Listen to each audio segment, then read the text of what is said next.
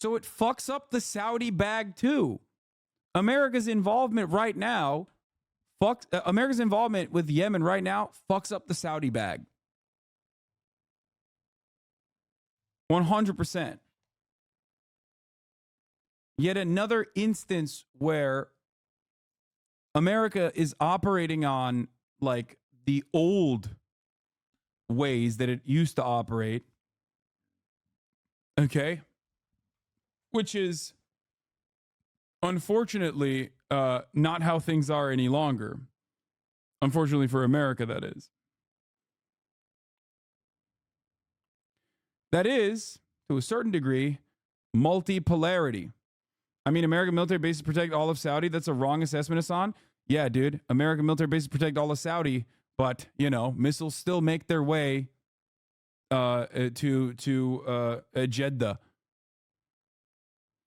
Missiles still make their way to oil refineries. You know? Just something to consider. When that happens, it's yet another reminder. It's yet another reminder that, you know, you're not doing a good job with your charm offensive. Do you think China is mad at America fucking around in Yemen after they brokered the ceasefire? Fuck no. China is... If there's anyone that's making out like a bandit from this current geopolitical chaos, it's China. They get to literally not do anything, sit back, and by genuinely not doing anything, they look like the reasonable guys in the room, inevitably. They don't have to do anything. They're applying the technique that I've said Osama bin Laden should have applied, which is kick back and let the Republicans run the country into the ground.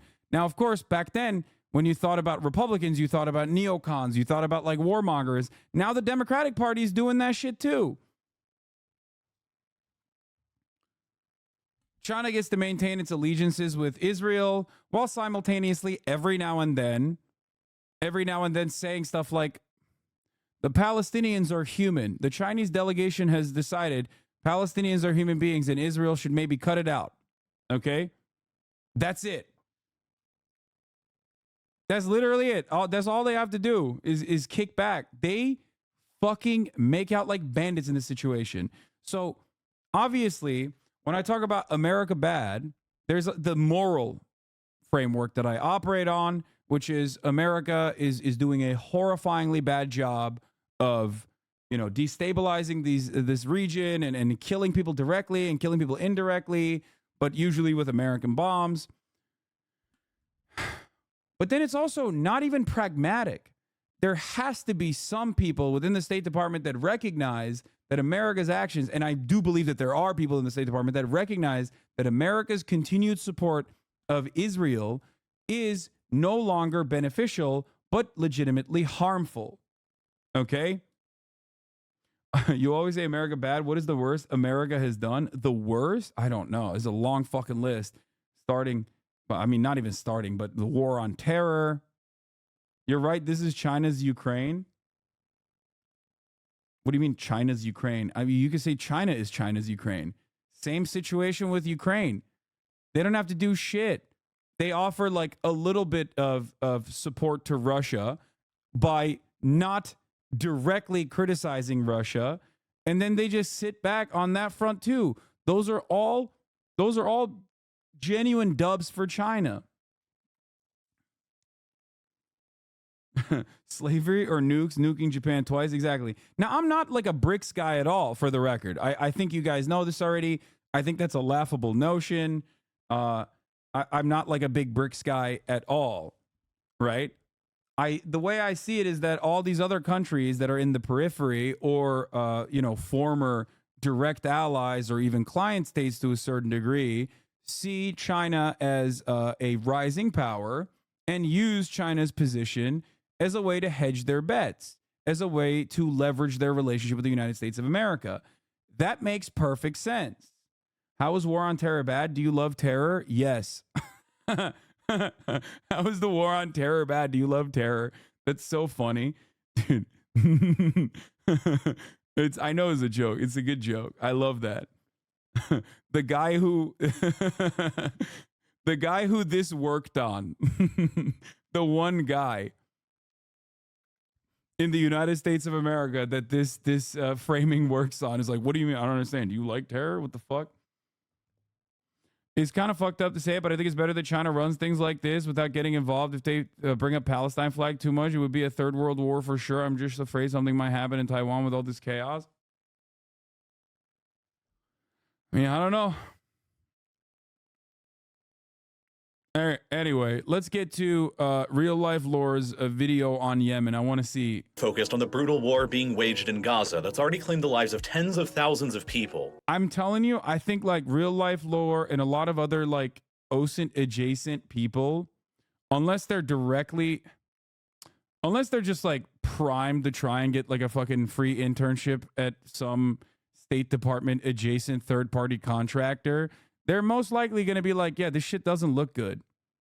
Something else is happening nearby to the south in the Red Sea that has the potential to escalate the war between Israel and Hamas into a greater Middle East-wide conflict that's already severely affecting the entire global economy. You see, after Israel initiated its full-scale invasion of Gaza, the Houthis, a Shia Muslim military organization in Yemen that's funded and armed by Iran, declared their full, unwavering support for Hamas and the Palestinian cause against Israel. But geographically located about 1,600 kilometers away from Israeli territory and more than 1,800 kilometers away from the main fight going on. For the record, this was my biggest L, which nobody really gives a shit about. It was like thinking that I love that you said also kind of an outdated video already. Bro, it's literally January 17th. It's from yesterday. All I'm gonna say is I thought the Yemeni people didn't have the smoke. I was wrong on that. Okay? I was wrong. I was wrong on that. They do have it. The smoke is something that they do have. These YouTube, yeah, I was a doubter. These YouTube channels are bankrolled by U.S. agencies, I think. Some of the history channels, some geopol ones. Arlo's been paralleling imperialist propaganda recently, too. I mean, I don't know if it's because they're being directly bankrolled or because they genuinely have this ideological positioning. It's much simpler to just say that, like, yeah, no, these guys, I think, for the most part, have this framework that they operate off of. Why? Because if you're the likes of Real Life Lore and if you fancy foreign policy, then where are you going to go? You're going to go to think tanks. Okay, you're going to go to the FDD, right? What is it? The Foundation of like Defending Democracy or whatever the fuck, right? Because those are the guys who are genuinely constantly reporting on whatever the fuck's going on. Now, if you read their shit, inevitably you are going to adopt their framing. Ain't nobody's out here in the American military-industrial complex in the think tank sphere doing genuine on-the-ground reporting without a real slant that is pro-America. Right? Do you understand? So I think that like a lot of people, I mean, there's exceptions, but a lot of people that get their information from like that think tank sphere because they want to have the most up-to-date shit, right? They are going to inevitably adopt the framing of these institutions that are directly populated by people that were a part of the military-industrial complex. They are a part of the military-industrial complex, or directly are a outsourced version of like America's imperialist interests. So I don't think that it's as like suspicious or as, you know, as much as a conspiracy in the way that like a lot of people perceive these channels to be like, oh, you know, Vosh is a CIA asset or whatever. Like, no, man, what the fuck? No, people just want to be smart and people want to come across knowledgeable on these issues. And if you want to come across smart and knowledgeable on these issues, the only places where you can get up-to-date information that is like as reliable as you possibly can be is going to be a lot of these think tanks that are created specifically so that they can create material evidence that ends up, of course, almost always justifying America's involvement in the country, and you naturally lean towards American imperialism, right? That's it. Also, if he was if Vosh was a Fed, he would have never said that he wanted to nuke Israel. So that's not, you lose your State Department paycheck very quick if you say some shit like that. Anyway, so let's continue. In Gaza, the Houthis were incapable of participating in the war happening. Yeah, exactly. Sorry, he said glass Israel, and you're right. Around Gaza directly, and so they decided to begin intervening on the side of Hamas more indirectly. In November of 2023, the Houthis declared that they would begin attacking every single ship they could find sailing nearby to their territory in the Red Sea that was linked in any way to Israel, including any ships traveling to or from Israeli ports. Didn't he say he was literally an informant? An informant for what, dude? Like horsecock? What the fuck do you think he's informing the federal government on? What are you talking about? It's probably a joke that people took seriously. People take fucking YouTubers so goddamn seriously, and everybody does it. Everybody does it. Like, everybody that thinks they're above it thinks that that is, like, real. Okay?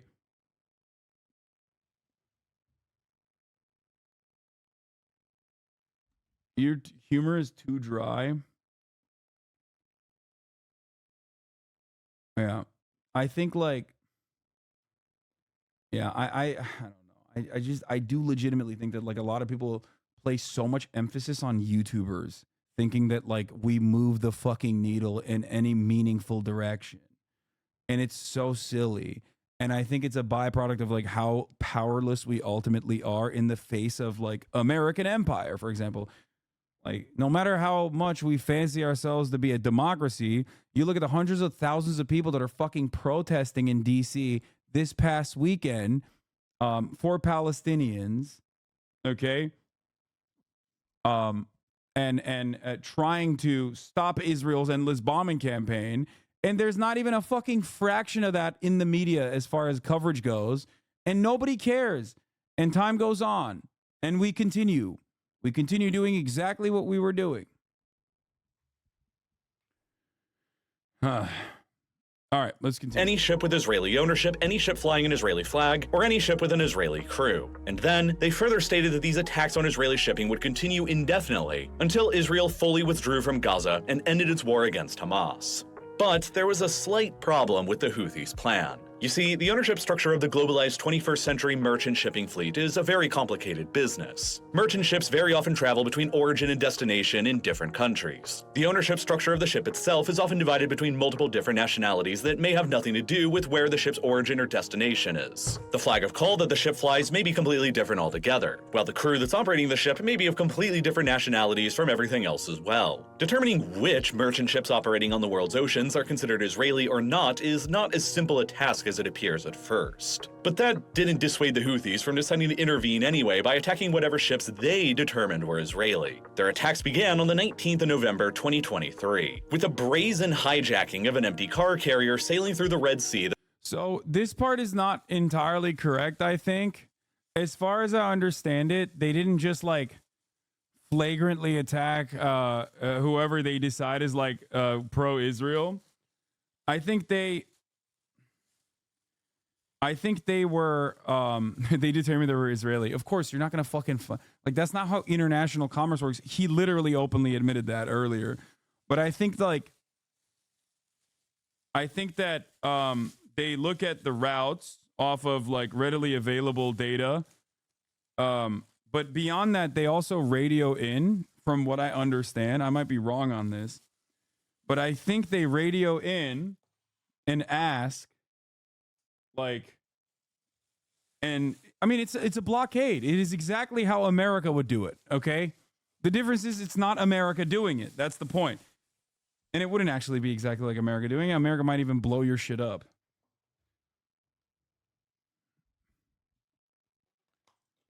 So I think that one, a lot of this information is readily available online. That's one, like about what shipping routes certain commercial vessels are taking, yada, yada, yada, where it's going, what the, maybe not what the manifest holds, but still. And the other thing is, like, they call it in, they radio in, and basically they, hold on.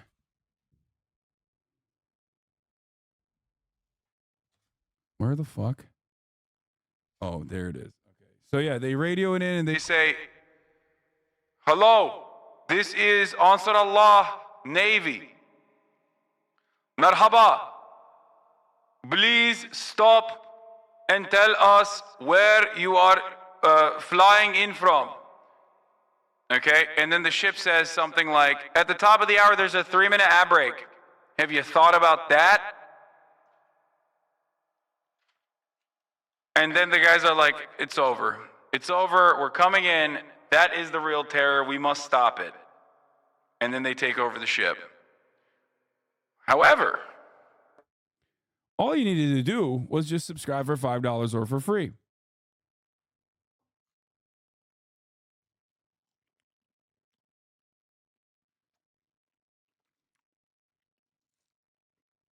Thank you.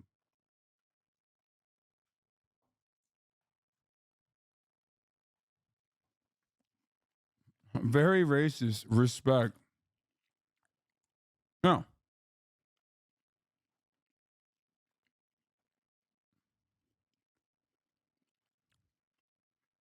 Thank you to the anonymous gifter for the 10 gifted subs. That was traveling from Turkey to India. The Houthis raided the ship with a helicopter that transported a heavily armed special forces squad onto the ship's deck, who quickly managed to subdue the ship's crew and rerouted it back to the Houthi-controlled port of Hodeidah in western Yemen. The ship was called the Galaxy Leader, and its registered owner was a company known as Galaxy Maritime Limited, that's based in the Isle of Man, a UK dependency. The ship was being chartered by a Japanese company, its flag of call was based in the Bahamas, and its 25 crew members hailed from the Philippines, Romania, Bulgaria, Ukraine, and Mexico. The only connection that the ship had to Israel was that the company that owned the ship, Galaxy Maritime Limited, was further owned by another company known as Ray Car Carriers, which is a business that's co-owned by a well-known Israeli businessman and billionaire named Abraham Ungar, who has a current net worth of approximately $3.25 billion US dollars. Wait, what? Based on that, the Houthis decided that the ship was fair game to attack and hijack, and it would be far from. Oh my God, I didn't even know that.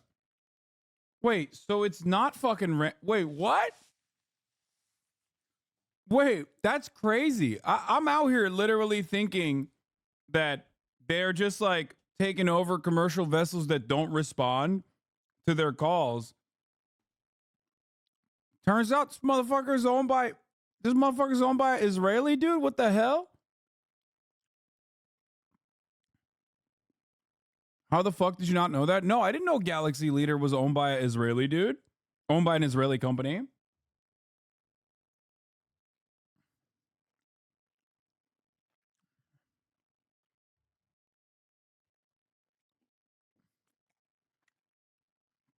Wait, the Houthis aren't orcs? Wow, who would have thought? No, that doesn't matter. I'm simply stating that normally, yeah, I'm being for real. There is a way to enforce blockades, chatters.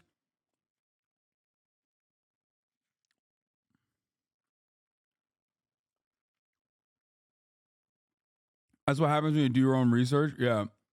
There's a way to enforce blockades. And I suspected that it was, I mean, I listened to what everyone was saying, including what the Houthis were saying, which was that they were tracing these shipping companies. They were tracking shipping companies and intercepting vessels that did not respond. That's how that's how you would enforce a blockade on the Red Sea, on the condition that what? What is this? What? No, stop. Dude, you are brain broken, brother. Why would you ever do that? We're not doing that. I don't care at all. Oh my God. Guys, you just misunderstood what I was saying entirely. I do not think that Vosh is a literal federal informant or agent. What the fuck would he possibly be able to do federal informant duties on? What are you talking about?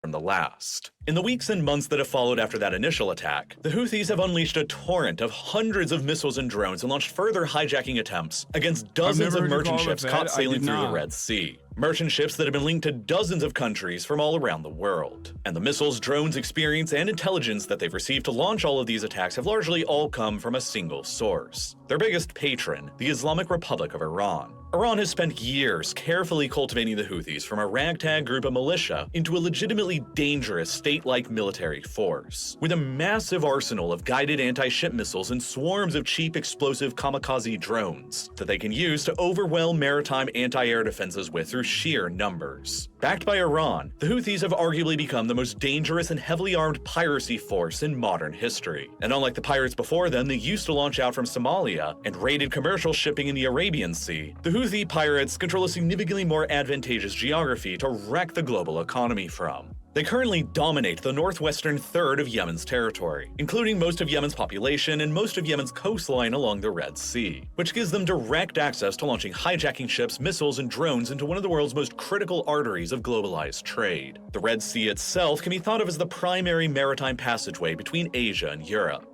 and the passageway is bounded by two narrow gates on either side of it that regulate access through it: the Bab el-Mandeb Strait in the south between Yemen and Djibouti, and the Suez Canal in the north that runs across Egypt. The route between these gates across the Red Sea is a part of the It's so funny when you think about Djibouti.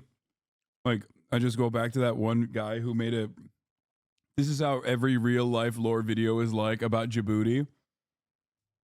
Anyway, whatever. shortest possible geographic route for merchant ships to take traveling between Asia and Europe. And so it's the preferred route of choice for container ships carrying manufactured goods and raw materials from places like China, Japan, South Korea, Taiwan, and India to take when transporting their goods to the huge European consumer market. And from another perspective, this trade route is also a major artery for the flow of global energy resources from origin to consumer, like oil and gas from places like Russia, Kazakhstan, and Azerbaijan towards Asia in one direction, and oil and gas around the Persian Gulf towards Europe in another direction. As a result, roughly 12% of the entire world's trade volume usually flows through the Red Sea on an annual basis, which includes nearly a third of the entire world's container ship traffic, roughly 10% of the world's seaborne oil, and roughly 8% of all the world's LNG. An average of 50 merchant vessels usually transit through the Suez Canal on a daily basis, and this overall makes the Suez Canal and the Bab el-Mandeb Strait the second most critical maritime choke point for globalized trade anywhere in the world, remaining only behind the Singapore Strait in Southeast Asia in overall importance. And all of this massive volume of trade and energy that usually flows through the Red Sea makes its overall security and stability an extremely important core interest for dozens of countries and actors from all around the world. To Russia, the Red Sea is still its most— I loved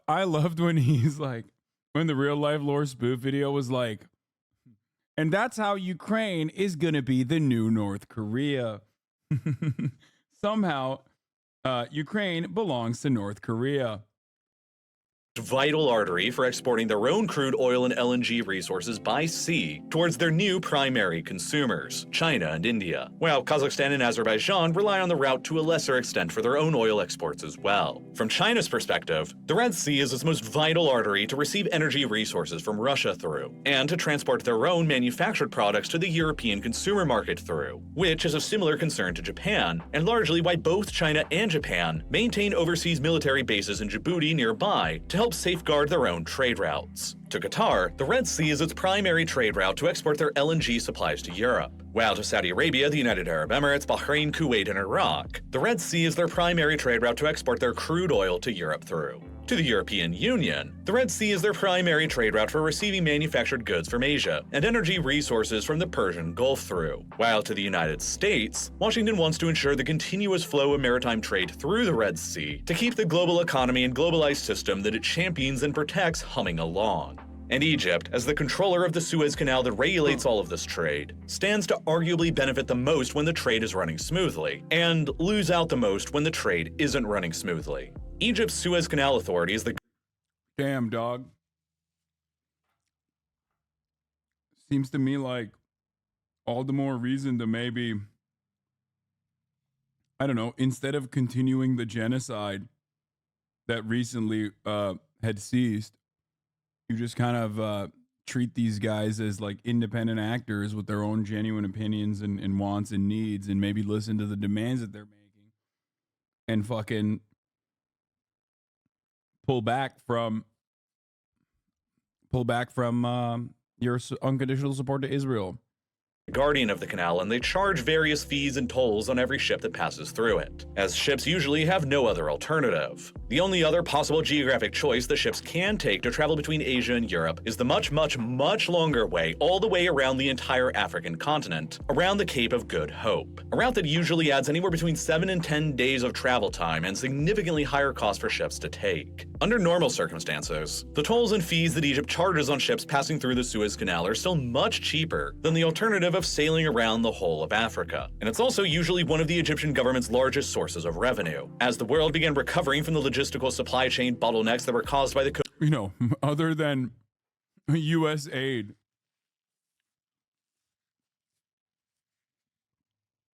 I love the notion that America is the protector of free trade, by the way. Like, definitely. America is so the protector of free trade that, like, they tell often our international partners that are under the influence, under the sphere of American imperialism, to not cooperate with people outside of said sphere, whether they are foreign adversaries like Cuba or Iran or Russia or China. Even though we maintain a delicate trade relationship with China that is very important, we will tell the Netherlands, for example, not to give chip technology to China. America is not the protector of, free enterprise or fair trade or free trade in general. America is the protector of its own personal interests, obviously.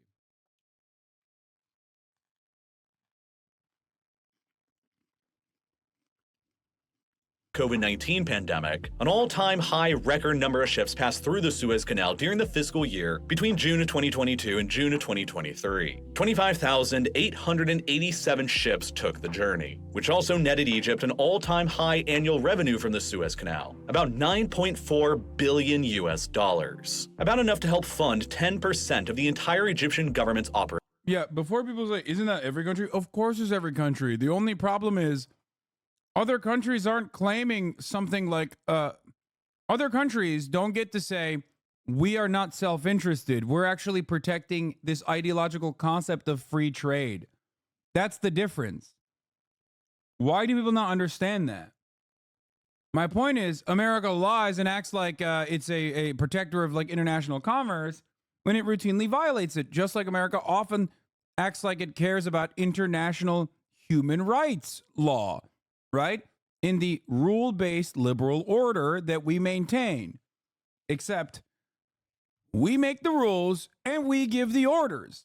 That's the rule-based international order. Operating budget.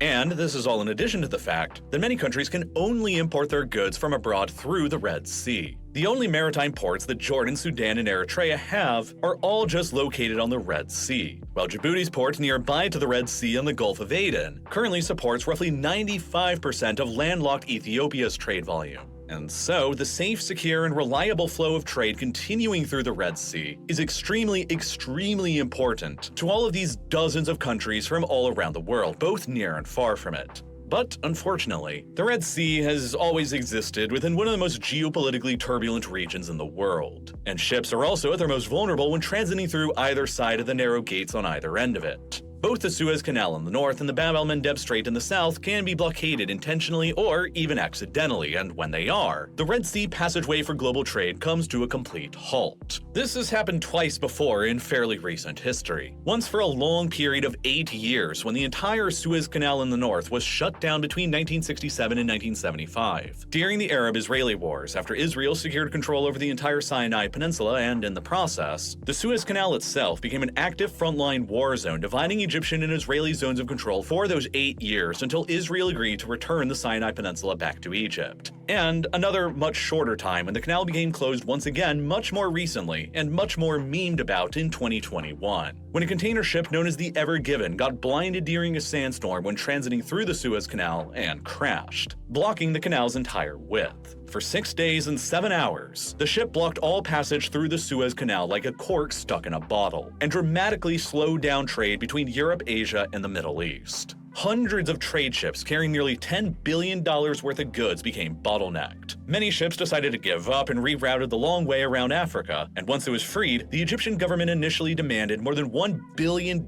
in compensation from the Ever Given's owners. And then on the other side of the Red Sea, the Bab el-Mandeb Strait is merely 23 kilometers wide at its narrowest point, and so it basically functions more like a two-lane highway for merchant ships, with one highway running south and the other running north. A single ship can't really get stuck and block the strait in the same kind of way that it can in the Suez Canal. But the Bab el-Mandeb Strait is located in a far more precarious neighborhood. Right now in 2024, there are still ongoing violent civil wars raging all around the strait, in Yemen, Sudan, Somalia, and Ethiopia, that just over the last few years have likely resulted in the deaths of more than 1 million people. While Eritrea is ruled by a ruthless dictatorship that is often considered to be on the same scale of totalitarianism as North Korea. Djibouti alone exists as arguably an island of stability within this maelstrom of chaos. And that's why foreign countries from all around the world maintain significant military bases in the country to protect their own national interests, from China and Japan to the United States, France, and Italy, and probably shortly Saudi Arabia as well. Yeah, I thought it was Ukraine that was the real West Korea. Turns out Ukraine is not the real West Korea.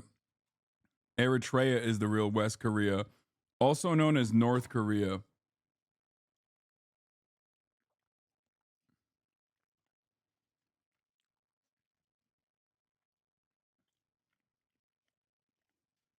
United Arab Emirates maintains another base nearby in the self-declared state of Somaliland. And Russia is attempting to acquire a former United Arab Emirates military base in Eritrea, here at Assab, directly adjacent to the strait. For years, the biggest threat that was facing shipping going through the Bab el-Mandeb Strait were the Somali pirates, who raided merchant vessels mostly for money, hostages, and ransoms in the Gulf of Aden and in the Arabian Sea. A problem that lasted well into the 2010s until it finally began dying down after 2017, as maritime patrols from the American, UK, French, Russian, Chinese, and other international navies began conducting better patrols and better escort missions of merchant shipping through the region that dissuaded the pirates from launching any further attacks that could disrupt the global economy. But now, the Houthis in Yemen are the ones launching dozens of attacks on this critical global trade artery, and it's already been severely affecting the worldwide economy. The Houthi movement, which is officially known as Ansar Allah, which translates to Defenders of God, arose out of Yemen's Zayidi Shia Muslim community, who make up about 1/4 of Yemen's overall population, and are native to the hills and mountains of Yemen's northwest, immediately opposite of Saudi Arabia's own largely Shia Muslim community, immediately across the border. Formed with militant opposition to the United States, Israel, and the Saudi monarchy's influence in the Middle East in mind, the Houthis sought closer relations with Iran, while their official motto and flag have never left any doubt as to where they stand politically and ideologically. It reads from line to line, translated into English, as "God is the greatest, death to America, death to Israel, a curse upon the Jews, victory to Islam." A decade ago in 2014, during the midst of the Arab Spring revolts that were sweeping all across the Middle East, the Houthis managed to organize themselves with support and funding from Iran, and stormed out from their hills to capture the Yemeni capital from the Yemeni government, Sana'a.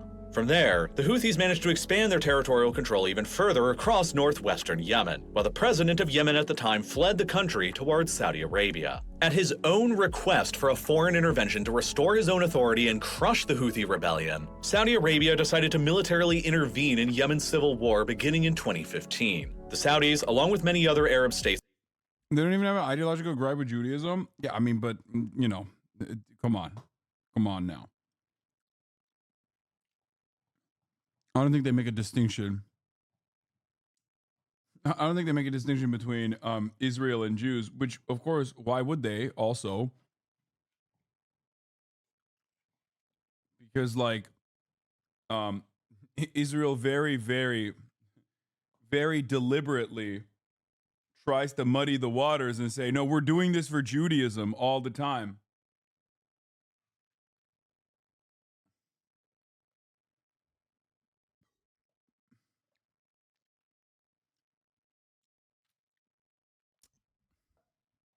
You know? Yeah, Israel does not want you to make a distinction between Jews and Judaism and Israel. They love that. So they can go, look how much they hate Jewish people. Without Israel, you would not be safe.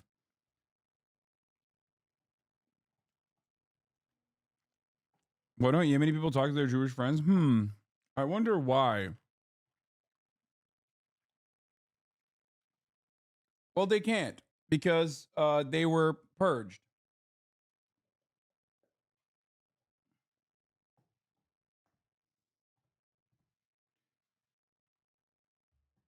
Now, having said that, having said that,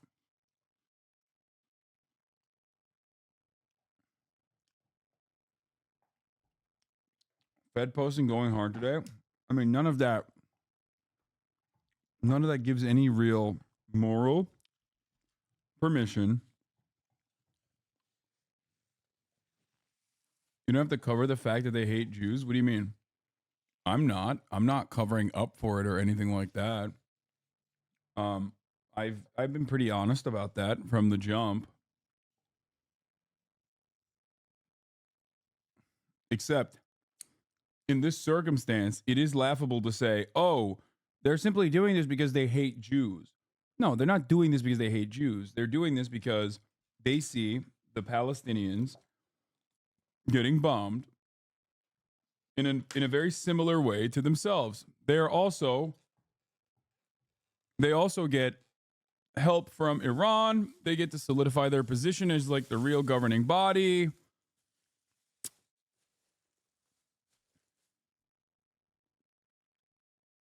But the reason, like, here's the funny part about it, okay? Like, you think motherfuckers who have "curse the Jews" in their motto are gonna hide their real reasons? Like, Americans will look at this and go, look at their motto, Hasan. It says "curse the Jews." Okay, so if they're that honest about their anti-Semitism, why would they fucking lie about why they're intercepting commercial vessels in the Red Sea? They would literally say, "I'm doing this because I hate the Jews." It's so funny that you look at their insane motto that straight up says it, okay? That straight up has that, which, by the way, I've said 100% they're going to fucking delete that. There's no way. There is no way that they keep that up. I've seen it time and time again. Every faction, every militancy inevitably westernifies itself in an effort to like gain legitimacy. Obviously, after the rubble has cleared, and oftentimes it takes many, many years. But it is it is pretty funny, to me at least, that you got a group of motherfuckers who literally have this, but where the fuck are you getting this "they hate the Jews" info from? Like, I'm generally asking, other than projection of Euro anti-Semitism and historical nationalist movements for the end of the colonial era, like within the context, I don't see them as being anti-Semitic. No, the reason why it says "curse the Jews" is because it's their motto. Hello? That's like, come on. It doesn't just say "death to Israel" and "death to America." It also specifically maps out. It specifically maps out "curse the Jews." Now, there are obvious reasons for that, that are not the same as like the fake made up reasons to assume that like Jewish people are somehow at fault for your economy tanking, like in fucking Germany or whatever. To them, they think Jews equals Israel.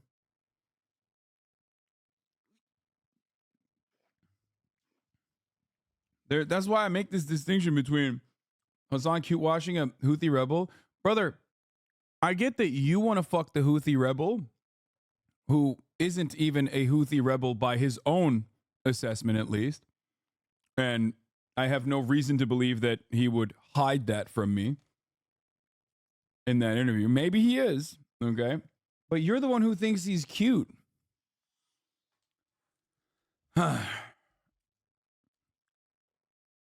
Like, no, I do think that, yes, having the motto "curse the Jews" is pretty fucking anti-Semitic. Come on. The reasoning behind that, however, or the way to deal with that, however, is not the same as like,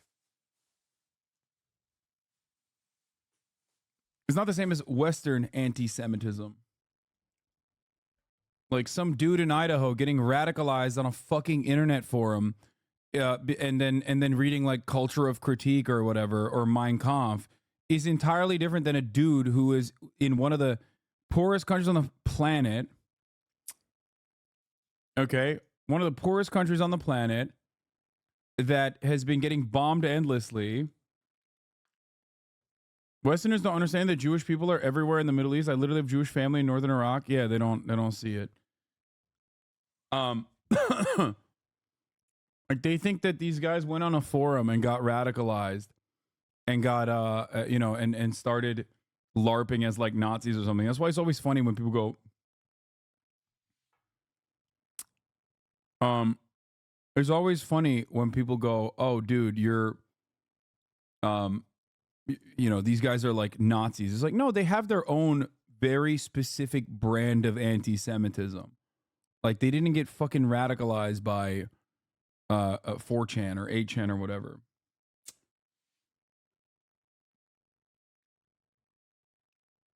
Yeah.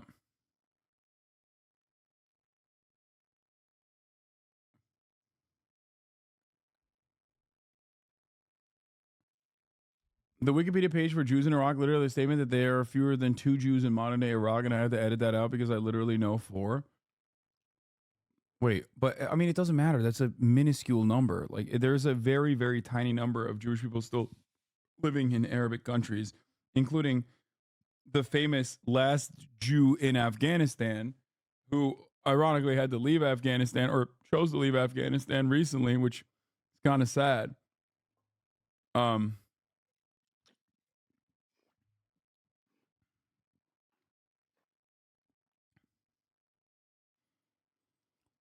Like when I talk about how Zionism breeds anti-Semitism, I think people just don't fully comprehend what I mean by this. They just simply think that here, this was a good take on it. They simply think that they simply think that that is like making Western Jews less safe, and it certainly does. But this is the other side of the coin. Like very far away from where all of our friends live, there is a very real anger that is a response to an American military base doing unimaginable, untold violence to a Arab, Muslim, and Christian population, an indigenous population that one originally was created as a settler colonial movement by the British, who, of course, I don't know if you know this, but Yemen is not too fond of for understandable reasons. And then by America, continued by America. And when you look at that, and Israel, in an effort to do defense both, when Israel, in an attempt to one galvanize its own base of support from the most reactionary people in Israel, and also to get support from Christian Zionists and Jewish Zionists alike from the Western world, says that they're doing everything they can for Judaism and Jewish supremacy in many instances. The reaction from those are, of course, going to be the reaction from those who see themselves in the shoes of the victim is going to be, oh yeah, no, these guys are doing this for Judaism. Fuck that. In a way that is not dissimilar to the learned racism from all of the stereotyping in American news, but of course, against Muslims. Okay. So this guy was very upset. This rootless cosmopolitan haver of opinions, cabal member, postmodern, neo-Marxist scholar, and Bundes. He posted this clip from this kid that we had on the stream. They're canceling him, I think, which is kind of funny. As like, go ahead, you can take it up with him if you would like. Despite the fact that in the interview itself he said that he has no issue with American anti-Zionist Jews, even though I asked him directly because I wanted to hear what his perspective was. But as far as like this goes, do you threaten us with what we are waiting for, son of a Jew? This is a translation of Abu Ubaida's speech. And I think he's posting Abu Ubaida's speech. and that's it. But someone going, wow, dude, he has this anti-Semitic Instagram post. Like, yeah, okay, he's anti-Semitic. When he told me that he is one, not afraid of America blowing him up, and two, welcomes you know, Jewish American support in anti-Zionism, I mistook that. I took that for granted instead of immediately assuming that he is anti-Semitic. You can take it up with him and try to cancel him, but here was an interesting take on it. The tragedy of oppression is that it does not produce virtuous people, as liberalism likes to imagine. This is, I think, a really good assessment. Okay, none of these people are perfect victims, and the expectation from like Westerners who support people in Yemen, or Westerners who lend support to Palestinians on the basis that they're perfect victims, are not real allies at all. Okay. Accepting real world oppression means taking its victims as they are, including flaws, and not constructing an ideal they must adhere to in order to be valid victims. I have to clarify, I still don't condone any anti-Semitism on this guy's part, but anyone who tries to talk about anyone condoning these people has lost sight of the situation and really aren't trying to engage with the horrific injustice at work.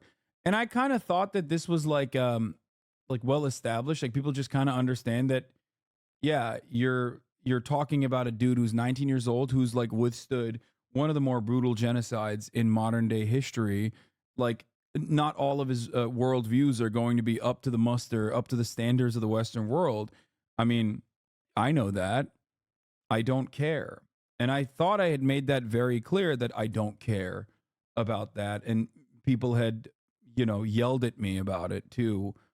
But the reality is that none of that is what I look at when I say we have to stop bombing these people, or none of that is what I look at when someone says, like, listen, this is a major injustice. Something I believe after being a Jewish member of this community for long enough is that I trust you to be able to suss out anti-Semitism and hatred on your platform, no matter the circumstances. If he had espoused anti-Semitic beliefs during that interview, I would hope that he would have pushed back on that, but he didn't. So people are finding additional context to reflect poorly on the interview itself. That's exactly what's going on. And by the way, that's precisely the reason why I asked him about anti-Zionist Jews in general. The reason why I asked him about anti-Zionist Jews in general is because I wanted to, in the lightest ways possible, suss out whether or not he was going to say something anti-Semitic. Okay? And I think a lot of people, one, didn't watch it. I don't think they watched the interview. So they're just operating on like he's a terrorist, whatever, blah, blah, blah.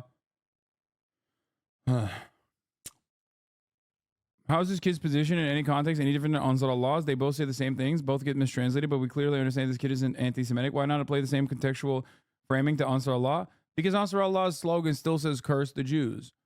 And like that doesn't change my framework. I don't think that we should kill Ansar Allah leadership. I don't think we should be bombing Yemen positions. But I'm not going to act like that is not a deeply anti-Semitic thing to say, which is why I've literally told you that in an effort to make themselves come across more of a serious organization and the real governing body of Yemen, I suspect that they will drop the curse the Jews part of their motto very quickly.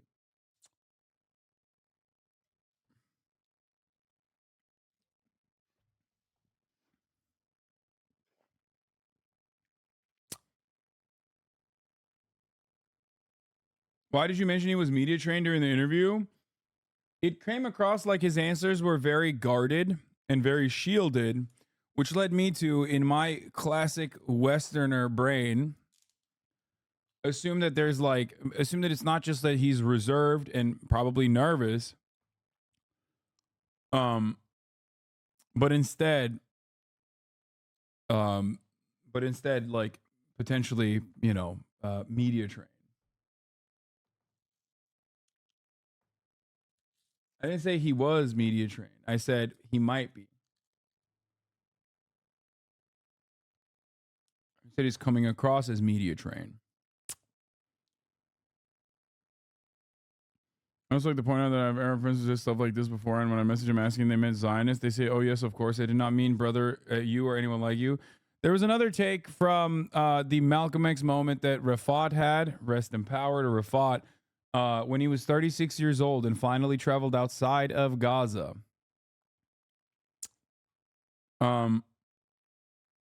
He met Jewish people for the first time that were sympathetic to his plight, sympathetic to his existence.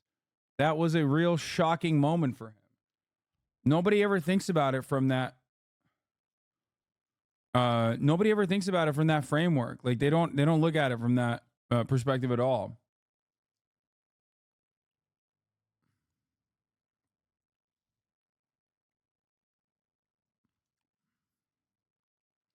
Oh yeah, it was here it is.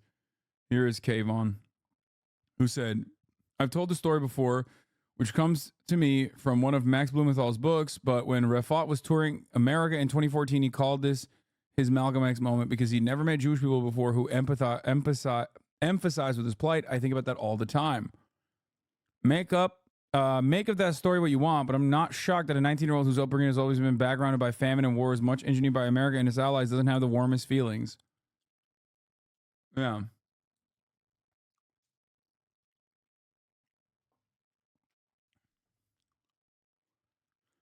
It's like,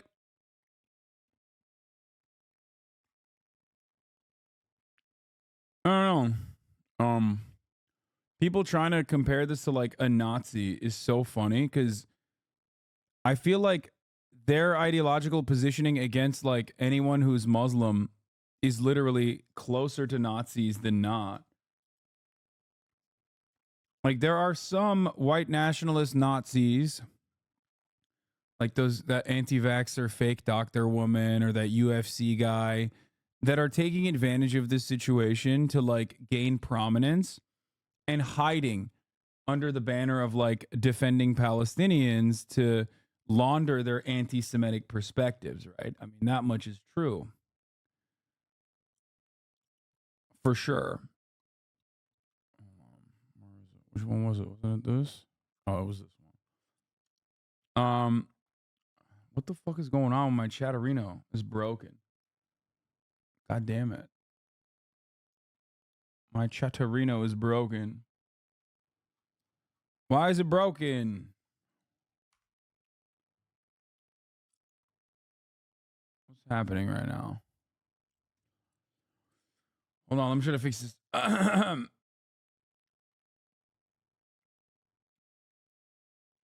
Okay, let's remove. Let's log in. Let's paste login.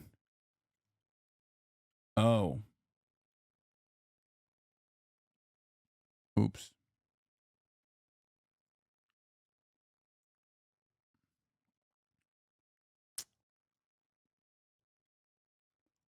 People expect him to be caught up on geopolitics. No, that's not the point. It's not even that. People expect him to be like, people expect him to have positions that are like perfectly aligned. In some ways, it's no different. In some ways,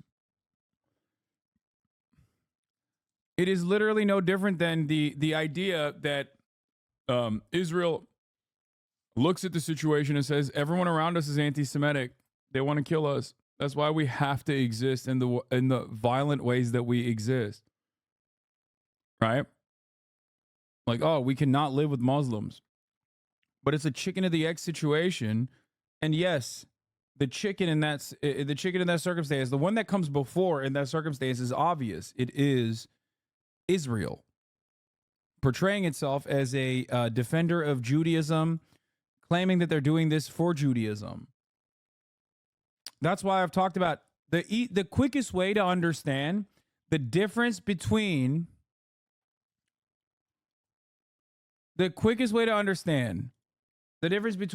anti-Semitism and how it is perceived in the anti-Semitism and how it's perceived in the Western world versus and how it starts off in the Western world versus anti-Semitism in that part of the planet. Okay. is proven with this dynamic right here. In France or in America, when you go to a house and you tag it with a Star of David, okay, that is oftentimes accompanied with an anti-Semitic hate crime, okay? Tagging people with Stars of David being like they're Jews or Jew associated, right? Or suspected of being Jews, which is like one of the funniest and also scariest, but still kind of funny because it's like all 4chan dweebs that do this, things that people do, right?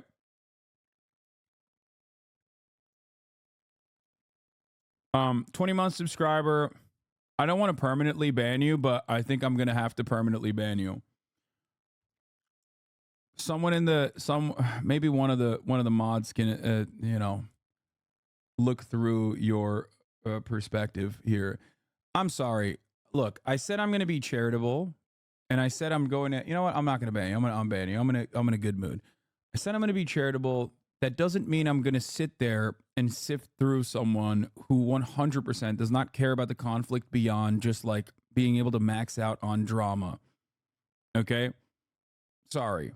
I'm having a serious conversation about my assessment of the situation. And if your job here is to be like, I'm going to promote my favorite YouTuber and you should watch his perspective on this, that is infinitely less serious and absolutely comes from their own personal motivation to cast doubt on my commentary, despite the fact that we are ostensibly aligned on the emancipation of Palestinians. You're an unproductive person. I think you are operating on the boundaries of drama farming and not necessarily on actual discourse. Says sorry, so I'm not gonna ban them.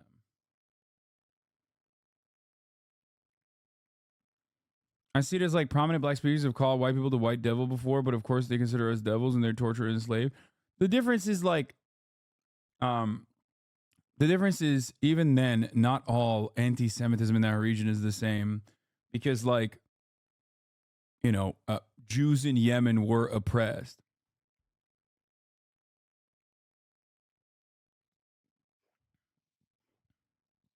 For the record, that guy that I banned and then unbanned, Gizmo Max is correct, literally got clapped by Fossabot for trying to drama farm, and then went out of their way to at me and get around the filter by rewriting it in a silly way, which is just like kind of lame. Don't do that, please. Like, what do I always say? It's just like we're trying to have a serious discussion, and even when I want to throw my little boots off and kick my feet up on the couch and chill out, like that's not going to be my favorite thing to do.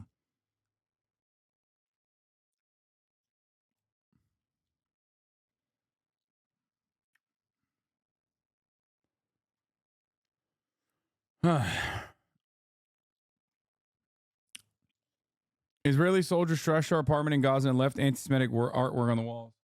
Why anti-Semitic? Because it incites hatred against Jews. You see, when you leave the Star of David, a religious symbol, on the walls of homes you invaded, trashed, or demolished, when you imprint this symbol on tanks, bulldozers, and army uniforms of genocide perpetrators, you are conflating your brand of terrorism with Judaism, and this is anti-Semitic. Israel is anti-Semitic and is harmful to Jews. It no more represents all Jews than Saudi Arabia represents all Muslims. As I see this graffiti on my bedroom wall and imagine soldiers in my home, and I think of my family in Gaza, the deaths, the destruction, I am more convinced than ever of the need for all of us to call out this sham, this lie, that it is anti-Semitic to criticize Israel. I believe it is anti-Semitic not to. Yeah. As I was trying to explain, when you see a Star of David on that side of the world, specifically in Israeli occupied territories, for example, that spells trouble. That means they're coming. The Israeli occupying force is going to inevitably defend the settlers that tagged your house, that are coming to fuck your shit up, raise your to raise your orchard. Reactionaries can arrive at anti-Zionism intellectually as well. Stop trashing us to shield yourself. What? Frustrating you to have so much nuance on the Palestine story and zero nuance in conservatives' ability to be intellectually anti-Zionist. I stand with Palestine because I'm Irish, so please consider different angles. America First reactionaries can arrive at Zionism anti-Zionism intellectually. Reactionaries can arrive at anti-Zionism intellectually as well. What do you think reactionary is? Reactionary doesn't mean a guy who's like reacting to YouTube videos or something. What are you talking about?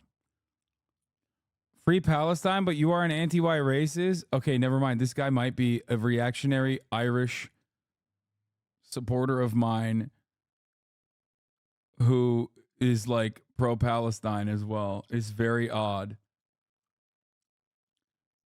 I don't know if you know this, but like if you're aware that you have reactionary perspectives, you can work against that.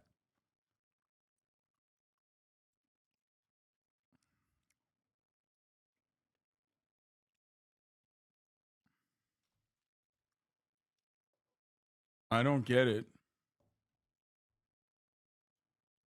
Address the incoming horseshoe allegations? What is that? Like, what incoming horseshoe allegations? It's ridiculous. But I like you, man. That's cool. Trump could give us 4 more years of content, and how much worse off could we be compared to Brandon's style? Trump doesn't like slavery, racist prick. I think this guy's just memeing.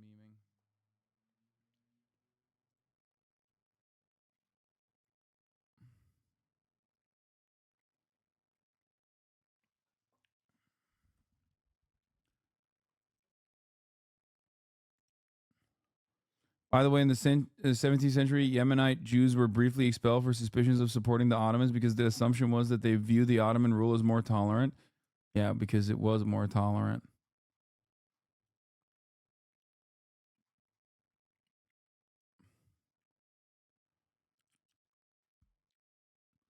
I mean, I think reactionaries can arrive at anti-Zionism intellectually, but reactionaries don't actually operate on an intellectual basis. So,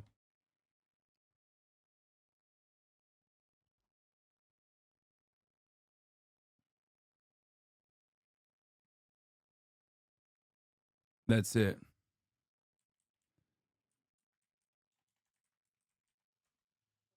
Listen, it's something to do with you using a Twitter Nazi's tweets against D. Apparently, that's what I read on Reddit, and then clicked off. Shrug. Wait, what Twitter Nazi did I use against Destiny?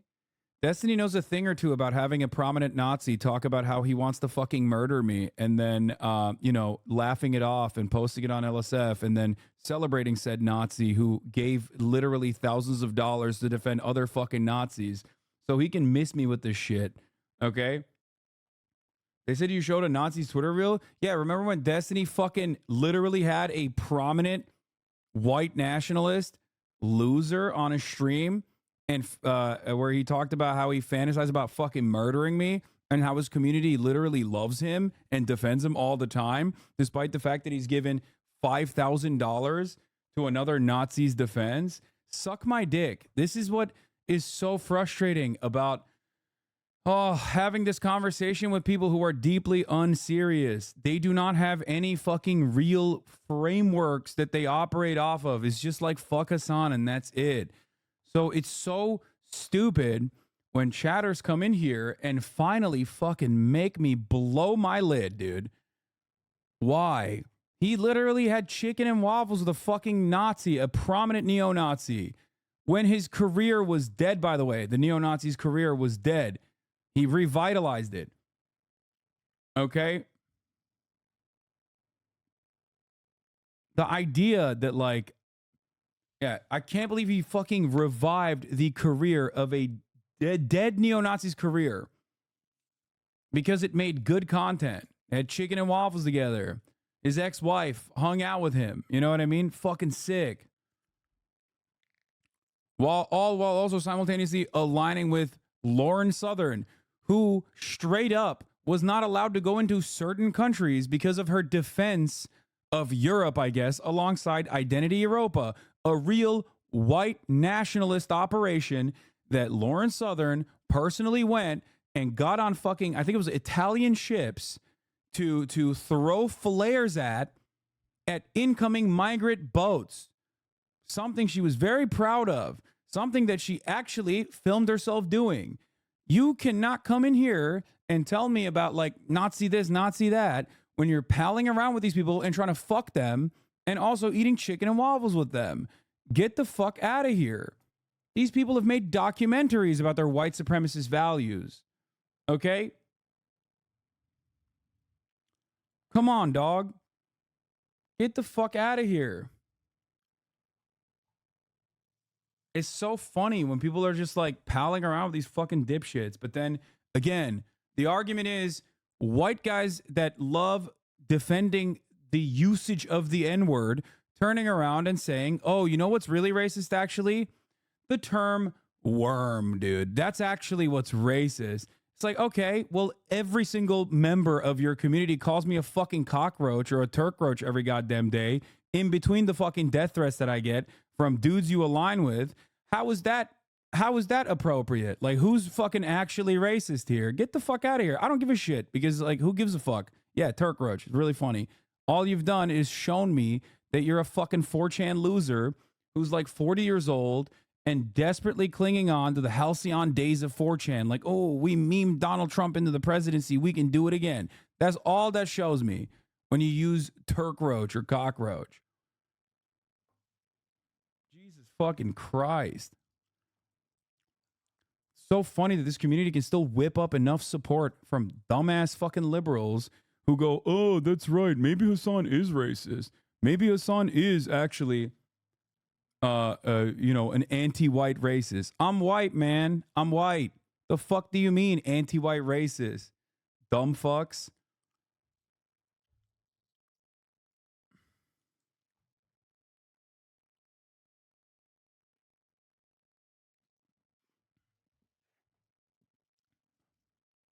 Yeah, the largest post on X was a cockroach being electrocuted. The last post about me on Twitter is a cockroach being electrocuted. But it's funny because anyone that knows those memes is literally the biggest, most ginormous loser of all time. So it's just, that part is really awesome, I think. Go ahead, keep doing it.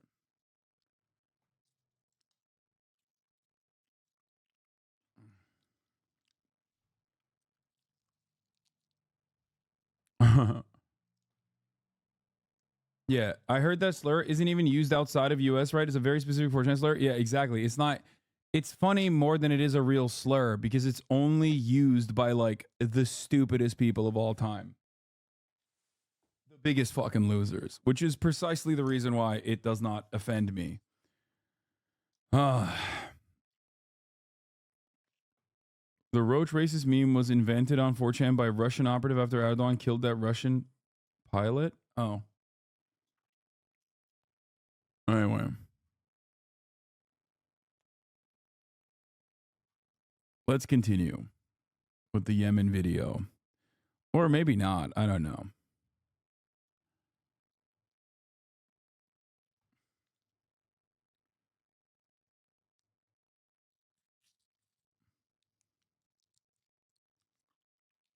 Yeah.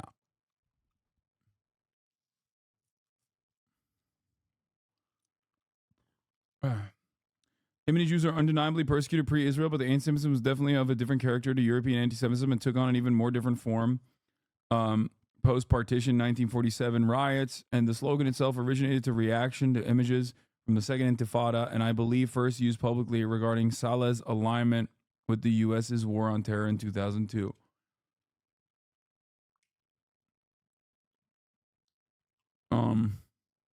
Yeah. There's also no reason to defend the slogan. It's like completely inappropriate.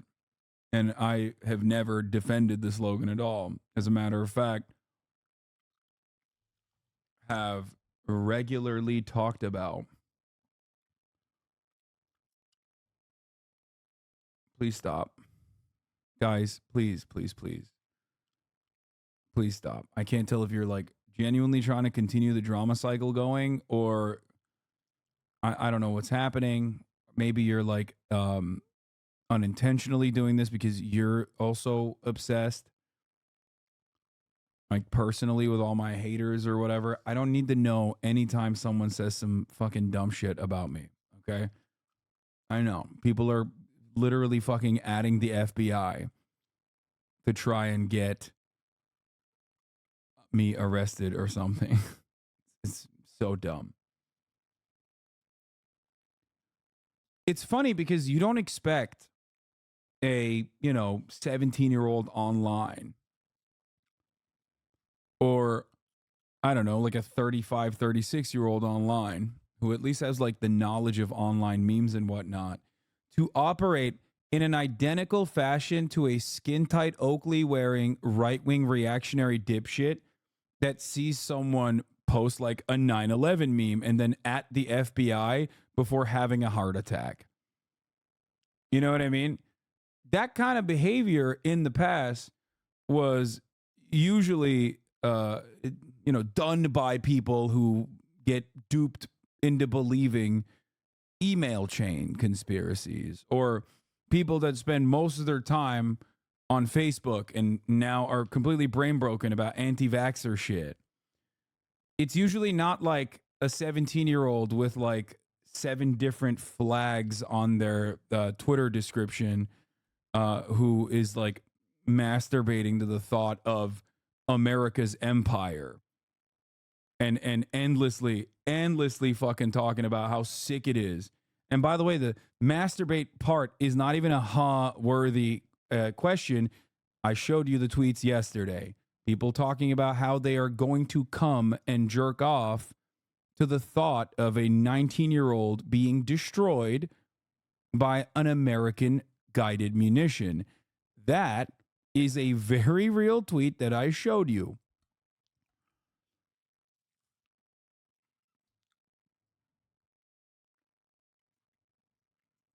It's very odd.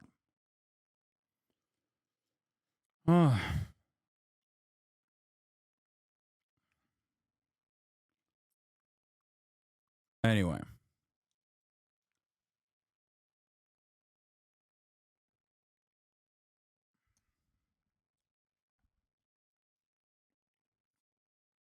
Twitter is so fucked now. I can't believe I'm saying this, but I miss the old Twitter. I do too. It completely destroyed like a real platform that I used to get information in real time from journalists. Just look at this and you understand it. Yes. Yes, dude. This is exactly what I'm talking about. Colonialism isn't inherently bad, by the way. Some cultures ought to be replaced. You absolutely can. The British outlawed sati in India. The Spanish got rid of ritual sacrifice. The human rights situation in Iraq was better under American occupation. Historical colonialism, very often good, but the idea of occupying a country to change isn't bad.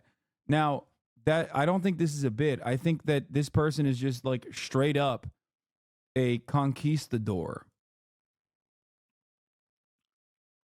Like LARPing. I mean, this is a profoundly racist person. Like unimaginably racist, barbaric person.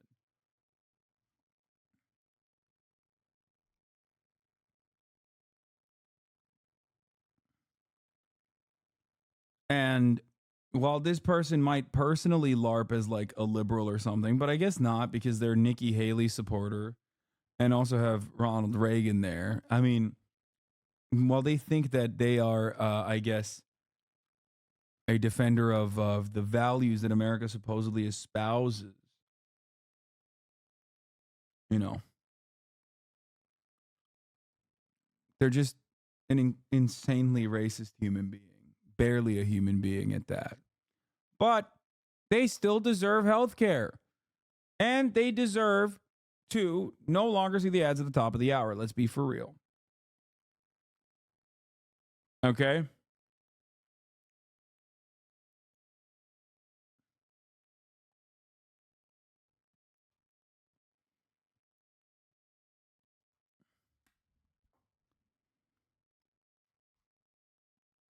That's right. They can get gifted a sub and avoid the top of the hour ad break that way if they are lucky enough to do so. I'm a mad lad. I'm going to bring it back. I'm going to bring it back to the Yemen situation. Real good stuff happening there.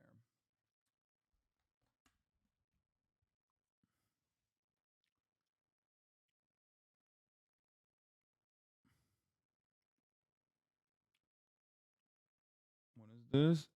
Great tweet that will make you pro cat to get us beyond the stun lock. Okay, I'll look at it in a second. What is this? To the left is saying that you don't care if an Islamic person is anti-Semitic because of the environment they're raised in. Would you also say you don't care if a Jewish person whose family was expelled from an Islamic country is Islamophobic? You're all hypocrites. Okay, here's a great take. Okay, here's a great take. Yeah, the same principle applies there too. Okay, 100%.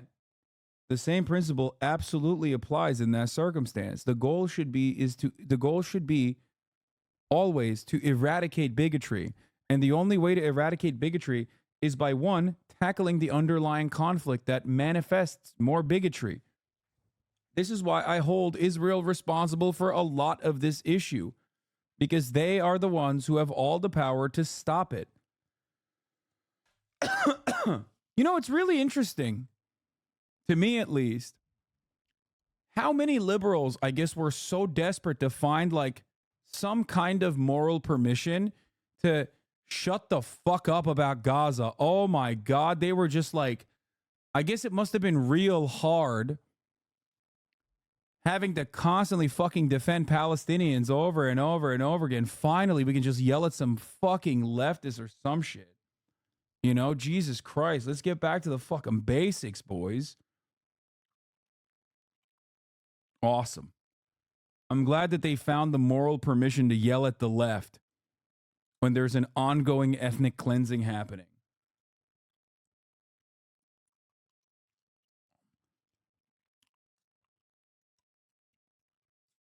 Okay?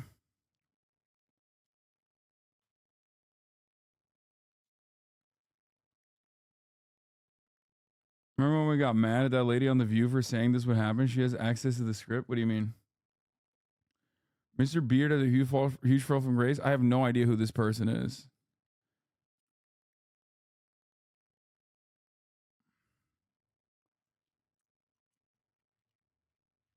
This is where liberals say MENA anti-Semitism predates Israel.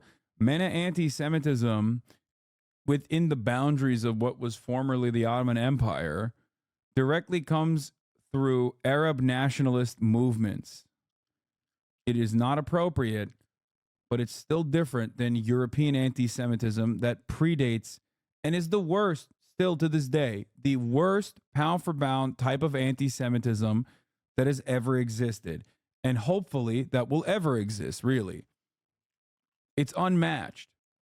And I'm not even just talking about German anti-Semitism, Nazi anti-Semitism. I am specifically talking about pogroms, even that predate German nationalism and German anti-Semitism, German fascism.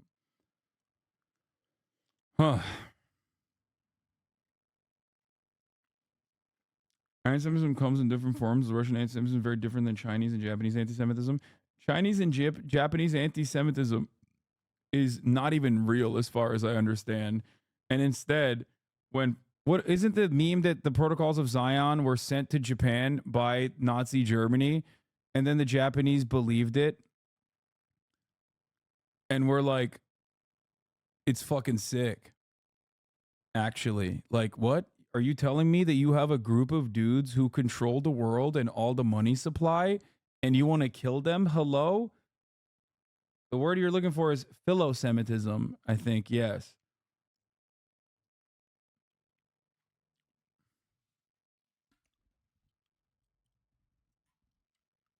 Like, yeah, can we it's like, wait, why are you killing them? We should, we should use the awesome power that these special people have is what their approach was.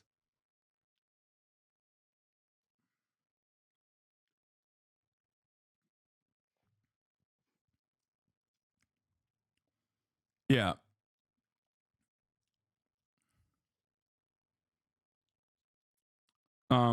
The controversial term philosemitism arose as a pejorative in Germany to describe the positive prejudice towards Jews. In other words, a philosemite is a Jew lover or Jew friend.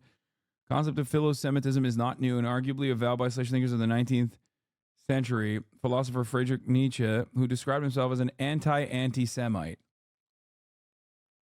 Philosemitism is an expression of a larger phenomenon of allophilia.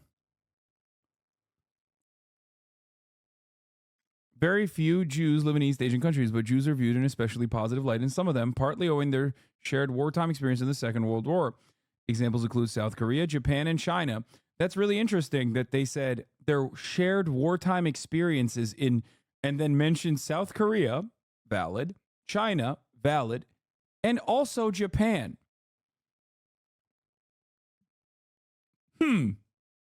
That's interesting. What?